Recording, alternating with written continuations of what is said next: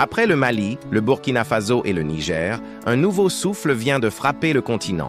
Cette fois, c'est Madagascar qui se lève. L'armée a pris ses responsabilités, le peuple a dit assez et un nouveau président vient de prêter serment pour refonder la nation.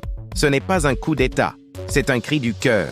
Pendant des années, les Malgaches ont vécu dans la pauvreté, sans eau, sans électricité, sans espoir. Pendant que les élites s'enrichissaient, le peuple, lui, s'enfonçait. Mais cette fois, la rue a parlé. Et l'armée, loin de réprimer, a choisi d'écouter le peuple.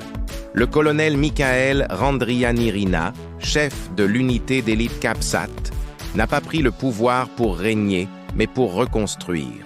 Il parle de refondation, de justice, de dignité retrouvée. Il promet de redonner au peuple malgache ce que la corruption lui a volé, son avenir. Mais pendant que le peuple célèbre, la communauté internationale condamne. La France s'inquiète. L'Union africaine suspend Madagascar au nom d'une légalité constitutionnelle qu'elle n'a jamais défendue pour les peuples.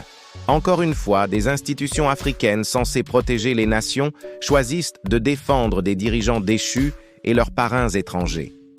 Ce n'est pas un coup d'État, c'est un acte de souveraineté. C'est le vent du Sahel, celui de la liberté qui atteint désormais l'océan Indien. Du Mali à Madagascar, un même cri traverse le continent. L'Afrique veut vivre libre, libre de ses choix, de ses richesses et de son destin.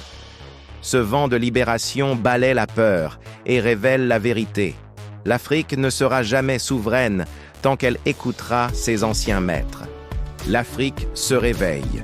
Elle secoue les chaînes du néocolonialisme et des institutions complices. Madagascar n'est pas seule. C'est un nouvel acte dans l'histoire des indépendances véritables. Et ce n'est que le début. Merci de nous avoir suivis. Si cette analyse vous a plu, abonnez-vous et partagez cette vidéo pour que la vérité continue de se propager.